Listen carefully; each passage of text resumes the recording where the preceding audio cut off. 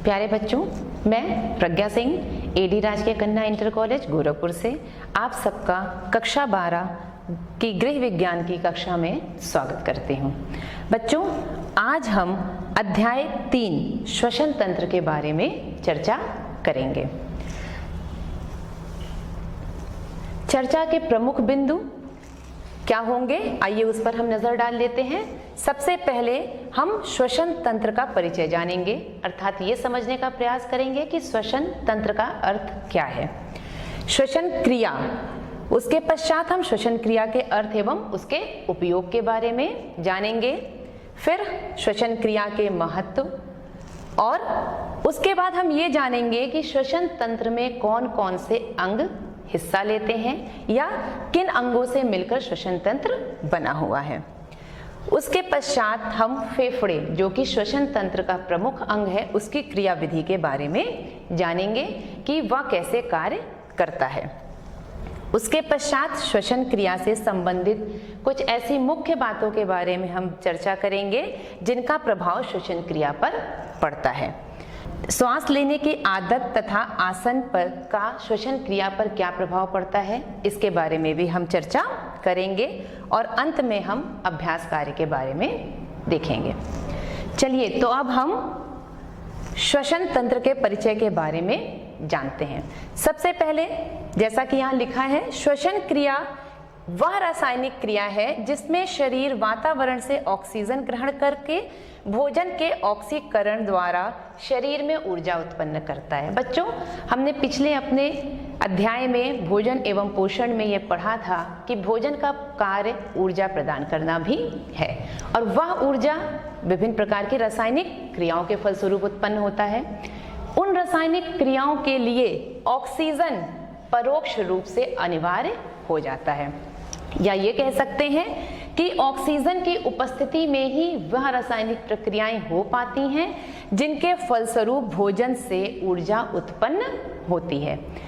तो इसलिए यह अनिवार्य हो जाता है कि शरीर को ऑक्सीजन की उपलब्धता निरंतर बनी रहे, ऑक्सीजन की उपलब्धता बनी रहे और उसके फलस्वरूप शरीर में भोज्य पदार्थों का ऑक्सीकरण हो पाए और ऊर्जा उत्पन्न हो पाए। यह होता है श्वसन क्रिया का अर्थ। बच्चों, जैसा हमने कक्षा 11 में पढ़ा था, जो है पाठ संख्या 1 कोशिका के बारे में, जो कि हम जानते हैं कि जीवन की हमारी प्राथमिक इकाई होती है। और जब एक जैसी कोशिकाएं जिनकी संरचना एवं कार्य एक जैसे होते हैं, उनके समूह को हम क्या कहते हैं? ऊतक। और ये ऊतक आपस में मिलकर हमारे विभिन्न प्रकार के अंगों का निर्माण करते हैं जिनका कार्य अलग अलग है। परंतु जब कई अंग एक साथ मिलकर किसी विशेष कार्य को संपादित करते हैं तो उन अंगों के समूह को हम क्या कहते हैं? तंत्र। तो इस प्रकार श्वसन क्रिया में सहयोग प्रदान करने वाले जितने भी अंग हैं उनके समूह को हम क्या कहते हैं? श्वसन तंत्र। अब हमने श्वसन क्रिया का अर्थ समझ लिया है और तंत्र का अर्थ समझ लिया है। तो जब हम श्वसन और तंत्र दोनों से परिचित हो चुके हैं तो हम आगे बढ़ते हैं इसके अर्थ एवं उपयोग के बारे में जानने के लिए। श्वसन क्रिया, बच्चों, अभी आपको बताया गया कि रासायनिक क्रियाओं के फलस्वरूप ऊर्जा उत्पन्न होती है, लेकिन उन रासायनिक क्रियाओं के फलस्वरूप न केवल ऊर्जा उत्पन्न होती है बल्कि कुछ ऐसे विजातीय या अपशिष्ट पदार्थ भी उत्पन्न होते हैं जिनको हमें अपने शरीर से बाहर निकालना अनिवार्य हो जाता है। ठीक उसी प्रकार से जैसे हम लकड़ी के चूल्हे पे जब खाना बनाते हैं तो लकड़ी से जो ऊर्जा उत्पन्न होती है उसका प्रयोग तो हम भोजन पकाने के लिए कर लेते हैं, लेकिन जो राख बचती है वो हमारे लिए अपशिष्ट पदार्थ के रूप में होती है जिसे हम हटा देते हैं। ठीक उसी प्रकार से शरीर ऑक्सीजन की उपस्थिति में कार्बोहाइड्रेट और वसा का दहन करता है और उसके फलस्वरूप जो है विजातीय पदार्थ निकलते हैं और ऊर्जा उत्पन्न होती है। ऊर्जा का प्रयोग हम अपने शरीर के विभिन्न कार्यों के लिए कर लेते हैं, लेकिन जो कार्बन डाइऑक्साइड होती है उसे हमें शरीर से बाहर निकालना अनिवार्य हो जाता है। तो इस तरीके से हम ये कह सकते हैं कि जो श्वसन क्रिया है इसमें मुख्यतः 2 क्रियाएं शामिल हैं। पहली, ऑक्सीजन को ग्रहण करना, अर्थात वातावरण से ऑक्सीजन को अपने शरीर में ग्रहण करना, और इसी को हम कहते हैं अंतः श्वसन। और दूसरी रासायनिक क्रियाओं के फलस्वरूप उत्पन्न कार्बन डाइऑक्साइड को शरीर से बाहर निकालना, जिसे हम कहते हैं निःश्वसन। तो श्वसन की प्रक्रिया प्रायः लोग समझते हैं सांस लेना, लेकिन सांस लेना ही नहीं, बल्कि सांस लेने के बाद उत्पन्न हुई कार्बन डाइऑक्साइड को जो छोड़ने की प्रक्रिया है वह भी श्वसन क्रिया का ही अंग है। इसलिए हम कह सकते हैं कि श्वसन क्रिया मुख्यतः दो क्रियाओं से मिलकर बनी है। पहली ऑक्सीजन को ग्रहण करना और दूसरी रासायनिक प्रतिक्रियाओं के फलस्वरूप उत्पन्न कार्बन डाइऑक्साइड को शरीर से बाहर निकालना। यह प्रक्रिया निरंतर चलती रहती है। जब हम ऑक्सीजन ग्रहण करते हैं तो हम बदले में कार्बन डाइऑक्साइड को बाहर छोड़ते हैं। अभी आपको एक बार फिर से मैं बता देती हूँ कि श्वसन क्रिया दो क्रियाओं से मिलकर बनी है। पहला अंतः श्वसन, जिसमें हम ऑक्सीजन को शरीर के अंदर ग्रहण करते हैं और उसका उपयोग कार्बोहाइड्रेट और वसा के दहन के लिए करते हैं, और उसके फलस्वरूप उत्पन्न कार्बन डाइऑक्साइड को बाहर निकालना, जिसे हम निःश्वसन कहते हैं। तो श्वसन क्रिया दो क्रियाओं से मिलकर बनी है, अंतः श्वसन एवं निःश्वसन। और इनका अंतः श्वसन का अर्थ ऑक्सीजन ग्रहण करना और निःश्वसन का अर्थ कार्बन डाइऑक्साइड को बाहर निकालना है। फिर हम आते हैं कि इस श्वसन क्रिया का हमारे जीवन के लिए क्या महत्व है। ठीक है, ऑक्सीजन को अंदर ग्रहण करना और कार्बन डाइऑक्साइड को बाहर निकालना, लेकिन हमारे शरीर में इसका क्या महत्व है? बच्चों, आपको बताया गया था कि भोजन ऊर्जा देता है और हम इस ऊर्जा को दिन प्रतिदिन सोते जागते उठते बैठते हम अपने विभिन्न प्रकार के कार्यों के लिए खर्च करते हैं। अगर यह ऊर्जा नहीं होगी तो हमारे शरीर में विभिन्न प्रकार की क्रियाएं नहीं हो सकती, हम किसी भी कार्य को करने में समर्थ नहीं रह सकते। और इस ऊर्जा के उत्पादन के लिए सबसे अनिवार्य क्या हो जाता है? ऑक्सीजन की उपलब्धता। तो अगर हमें जीवित रहना है तो हमें भोजन चाहिए, लेकिन भोजन का उपयोग हमारा शरीर तब कर सकता है जब हमारे पास ऑक्सीजन उपलब्ध होगी, यानी ऑक्सीजन की उपलब्धता में ही उसका दहन होगा और हमारा शरीर उसका उपयोग कर पाएगा। तो इस प्रकार हम कह सकते हैं कि यह श्वसन क्रिया भी एक जीवनदायिनी क्रिया है। क्यों? क्योंकि इसकी उपस्थिति में ही हम अपने शरीर में भोजन का उपयोग करके जीवित रह रहे हैं। अभी मैंने आपको बताया कि ऑक्सीजन परोक्ष रूप से अनिवार्य हो जाता है कार्बोहाइड्रेट और वसा के दहन के लिए, जिसके फलस्वरूप हमारे शरीर को ऊर्जा मिलती है और जिसके सहायता से हम अपने सारे कार्यों का निष्पादन करते हैं। उसके बाद आता है शारीरिक क्रियाओं के फलस्वरूप। बच्चों, जैसा अभी मैंने आपको उदाहरण पे बता ही दिया है कि श्वसन क्रिया में कार्बन डाइऑक्साइड को बाहर निकालना भी उसका एक मुख्य अंग है। अगर ये विजातीय पदार्थ हमारे शरीर से बाहर ना निकले और हमारे शरीर में एकत्र होते रहेंगे तो वो हमारे लिए बहुत ही ज़्यादा हानिकारक हो जाते हैं। तो श्वसन क्रिया जबकि दो क्रियाओं से मिलकर बनी है, ऑक्सीजन को लेना और कार्बन डाइऑक्साइड को बाहर निकालना, इसलिए यह हमारे शरीर के लिए बहुत ही ज़्यादा महत्वपूर्ण हो जाती है। और अंत में इसका एक और महत्व है ध्वनि उत्पन्न करना। अभी मैं आगे आपको इसमें बताऊंगी इसका यहाँ पर इससे क्या संबंध है। हमारे शरीर में एक अंग होता है जिसे हम कहते हैं स्वर यंत्र, वह श्वसन तंत्र का ही हिस्सा है और वायु के आने जाने के फलस्वरूप ही ध्वनियाँ उत्पन्न होती हैं, जिसके सहायता से हम अपने भावों और अपने विचारों को लोगों तक पहुंचाते हैं। बच्चों, अभी हमने श्वसन क्रिया के महत्व को भी समझ लिया है। चलिए अब हम आगे बढ़ते और ये जानने का प्रयास करते हैं कि श्वसन तंत्र किन अंगों से मिलकर बना है। श्वसन तंत्र के मुख्य अंग इस प्रकार हैं, अर्थात हम ये कह सकते हैं कि इन सभी अंगों ने मिलकर श्वसन तंत्र का निर्माण किया है और ये सभी अंग आपस में मिलकर हमारे शरीर की श्वसन क्रिया को संभव बनाते हैं। सर्वप्रथम है नाक, दूसरा कंठ, स्वर यंत्र, श्वास नली, श्वसनिकाएं और फेफड़ा या फुफ्फुस। फेफड़ा ही हमारे श्वसन तंत्र का प्रमुख अंग है। अब हम इन अंगों के बारे में विस्तार से जानेंगे कि इनकी क्या संरचना है, ये कैसे कार्य करते हैं और कैसे श्वसन क्रिया में सहयोग प्रदान करते हैं।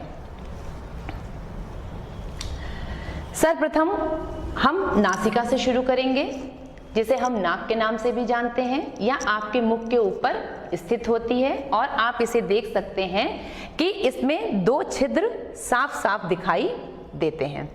बच्चों, इसका प्रमुख कार्य वायु को शरीर में ग्रहण करने का है, या कह सकते हैं कि यह वायु का प्रवेश मार्ग भी है। ये जो गुहा है ये एक ही गुहा है, परंतु बीच की एक उपास्थि इसके द्वारा 2 हिस्सों में बट जाती है, जिसके कारण ये 2 गुहा में बदल जाती है और 2 गुहाएं दिखाई देती हैं। ये उपास्थि लचीली होती है। आप उपास्थि और अस्थि के अंतर को भी कक्षा 11 में पढ़ चुके हैं।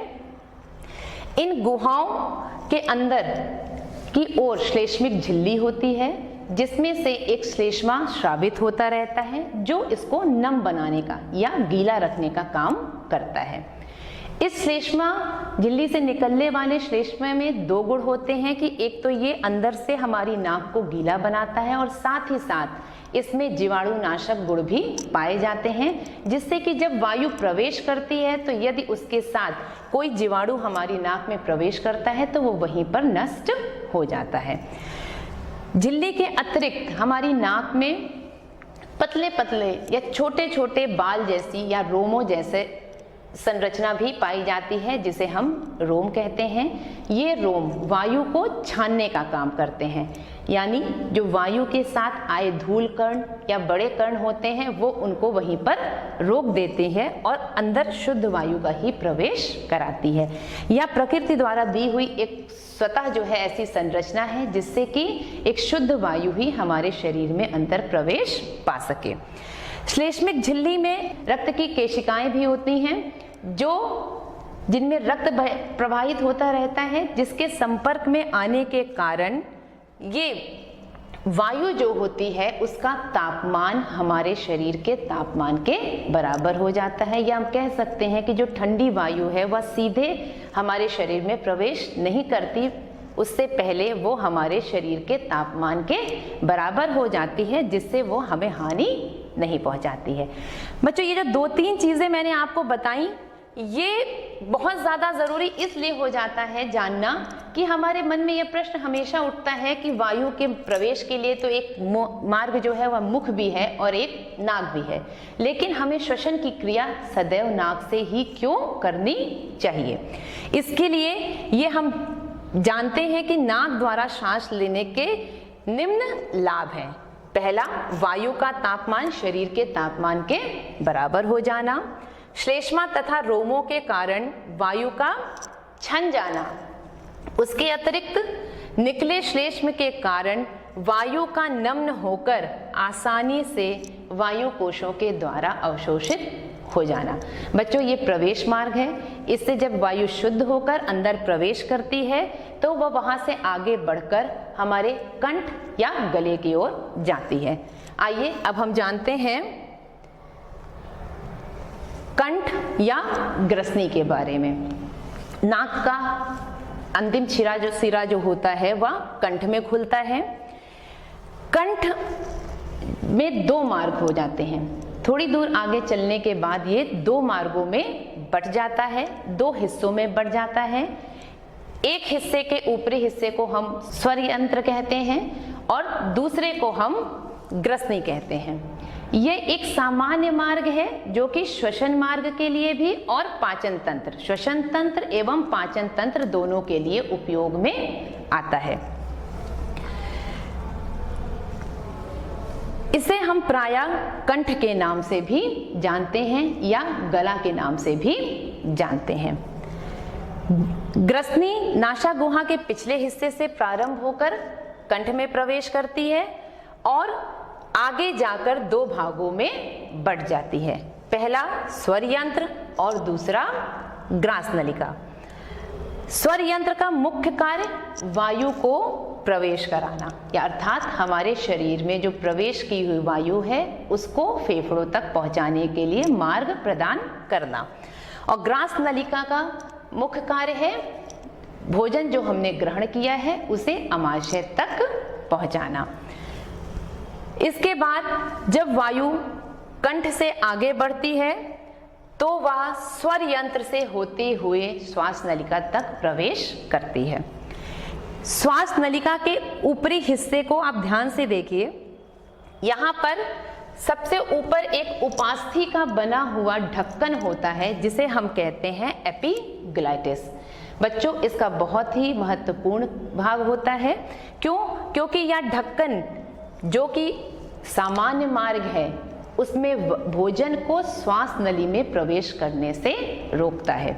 जब हम श्वास लेते हैं तो यह ढक्कन खुला रहता है, परंतु जब हम भोजन करते हैं तो यह श्वास नली को ढक देता है, जिसके कारण भोजन श्वास नली में प्रवेश नहीं कर पाता है। उसके नीचे होता है स्वर यंत्र। यह स्वर यंत्र अंदर से खोखला होता है जिसके द्वारा वायु जो है अंदर प्रवेश कर पाती है।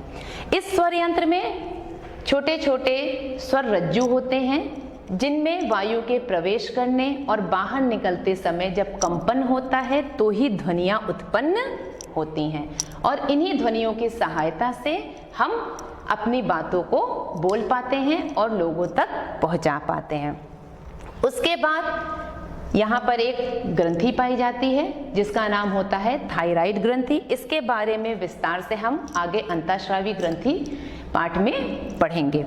और इसका सबसे निचला हिस्सा जो होता है उसे हम कहते हैं श्वास नली। कंठ में दो नलियां हो गई थी, श्वास नली और ग्रास नली। श्वास नली के ऊपरी हिस्से को ही हम क्या कहते हैं? स्वर यंत्र। ये एक अलग से बक्से जैसी संरचना होती है जो कि वायु को प्रवेश करने के लिए मार्ग प्रदान करती है और वायु स्वर यंत्र से होते हुए श्वास नली में प्रवेश कर जाता है। अब चलिए हम श्वास नली के बारे में जानेंगे। श्वास नली लचीली नली होती है। यह स्वर यंत्र से प्रारंभ होती है और इसकी लंबाई लगभग 12.15 सेंटीमीटर होती है और चौड़ाई 2.3 सेंटीमीटर होती है।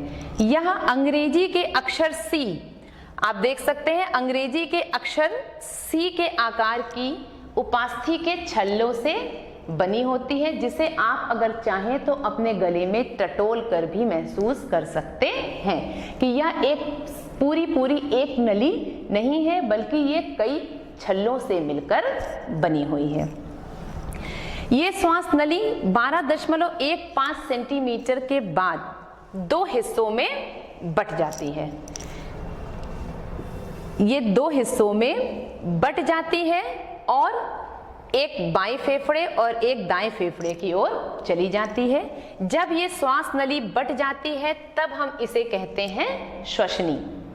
और ये श्वसनी फेफड़ों में प्रवेश करने के बाद बहुत ही पतली पतली अनेकों शाखाओं में बट जाती है और उसे हम कहते हैं कूपिका नलिका। ये जैसे आपने कभी किसी वृक्ष की जड़ देखी है कि एक मुख्य जड़ होती है और उसके बाद मान लीजिए कि उसमें से दो और जड़ें निकली, वो हमारे लिए श्वसनी हो गई, और उन श्वसनियों में से जो बहुत पतली पतली शाखाएं निकली और जो पूरे फेफड़ों में फैल गई उन्हें हम कहते हैं कूपिका नलिका। ये कूपिका नलिका अंतिम छोर पर जाकर थैले के नुमा रचना बना लेती हैं जिन्हें हम कहते हैं वायु कोश। अर्थात श्वास नली 12.15 सेंटीमीटर के बाद दो हिस्सों में बट जाती है और दोनों फेफड़ों की ओर बढ़ती है, और फेफड़ों में प्रवेश करने के बाद वह और पतली पतली शाखाओं में बदल जाती है और वो शाखाएं अंतिम छोर पर थैले के नुमा एक संरचना बनाते हैं जिन्हें हम कहते हैं वायु कोश। फेफड़े इन्हीं वायु कोश का एक समग्र रूप होते हैं। अभी हम आप फेफड़े के बारे में जानेंगे। बच्चों, हमारे शरीर में फेफड़ों की संख्या 2 होती है। एक दाईं ओर स्थित होता है और एक बाईं ओर होता है। दाएं फेफड़े को हम दायां फेफड़ा कहते हैं और बाएं फेफड़े को हम बायां फेफड़ा कहते हैं। दायां फेफड़ा बाएं फेफड़े से थोड़ा बड़ा होता है और वो 3 खंडों में विभाजित होता है। बायां फेफड़ा छोटा होता है और उसमें केवल 2 ही खंड देखने को मिलते हैं। फेफड़ों का आकार शंकु का आकार होता है और ये फेफड़े वायु कोश के ही समूह होते हैं। जैसा आप यहाँ देख सकते हैं, जो छोटी छोटी आपको संरचना गोल गोल सी दिखाई दे रही है, ये क्या है? वायु कोश, जो कि कूपिका नलिकाओं का अंतिम सिरा था, जिन्होंने थैली की तरह संरचना बना ली थी। और जब वह एक साथ एकत्र हो जाते हैं तो वे फेफड़ों का निर्माण करते हैं। इन्हीं वायु कोशों के आसपास रक्त की केशिकाएं भी उपस्थित रहती हैं और यहीं पर ये वायु कोश में ही गैसों का विनिमय होता है, यानी गैसों का आदान प्रदान होता है। इन फेफड़ों के चारों ओर एक दोहरी झिल्ली होती है जिसे हम फुफ्फुस आवरण कहते हैं और उन झिल्लियों के बीच में एक द्रव्य भरा होता है जो कि फेफड़े को फैलते और सिकुड़ते समय आपस में रगड़ने से बचाते हैं और साथ ही साथ इसको बाहरी आघातों या झटकों से भी इसकी रक्षा करते हैं। बच्चों, अभी हमने फेफड़ों की संरचना जब समझ ली है तो अब हम इसकी क्रिया विधि को जानेंगे। ये देखिए, यहाँ पे ये आपको साफ समझ में आ रहा है कि ये कूपिका नलिका है जिसने थैली नुमा संरचना बना ली है और ये संरचना ही वायु कोश कहलाती है और ये संरचना आपस में मिलकर फेफड़ों का निर्माण करती है। इसीलिए अगर हम फेफड़ों को काट कर देखें तो वो मधुमक्खी के छत्ते की तरह दिखाई देता है। इस फेफड़ों में कैसे काम करता है या कैसे ऑक्सीजन हमारे शरीर के अंदर प्रवेश करके ऊतकों तक पहुंचती है, आइए उसे हम समझने का प्रयास करते हैं। सर्वप्रथम श्वास लेने पर वायु में उपस्थित ऑक्सीजन हमारे नाक से प्रवेश करती है, कंठ को जाती है, कंठ से वो श्वास नली में, श्वास नली के बाद श्वसनिकाओं से होती हुई वो वायु कोशों में पहुंच जाती है। और जैसा कि मैंने अभी आपको पहले बताया था कि इन्हीं वायु कोशों के आसपास रक्त की नलिकाएं उपस्थित होती हैं जहां पर इन गैसों का विनिमय होता है, अर्थात ऑक्सीजन वायु कोश से निकलकर रक्त में मिल जाती है। रक्त के लाल रक्त कणिका में उपस्थित हीमोग्लोबिन नामक जो वर्णक होता है वह इसके साथ जुड़ जाता है और ऑक्सी हीमोग्लोबिन बनाता है और वह अपने साथ रक्त के माध्यम से ऑक्सीजन को कोशिकाओं तक पहुंचा देता है। वहां जाकर ऑक्सीजन को वो कोशिकाओं को दे देता है और वहां पर उत्पन्न कार्बन डाइऑक्साइड से जुड़ जाता है और कार्बोक्सी हीमोग्लोबिन बनाता है। और ठीक इसके विपरीत उसी तरीके से वह जो है यात्रा करता हुआ हमारे नाक के द्वारा हमारे शरीर से बाहर निकाल दिया जाता है। तो बच्चों, आप समझ सकते हैं कि जिस माध्यम से ऑक्सीजन हमारे शरीर में आती है उसी माध्यम से कार्बन डाइऑक्साइड भी हमारे शरीर से बाहर निकल जाती है और यही श्वसन की प्रक्रिया है, अर्थात ऑक्सीजन को ग्रहण करना और कार्बन डाइऑक्साइड को शरीर से बाहर निकालना। पहली कि यह एक निरंतर चलने वाली क्रिया है जो जीवन पर्यंत निरंतर चलती रहती है या कभी भी रुकती नहीं है, क्योंकि श्वसन क्रिया का रुकना अर्थात सांसों का रुकना व्यक्ति की मृत्यु मानी जाती है। दूसरी, यह अनैच्छिक पेशियों द्वारा संपादित होती है।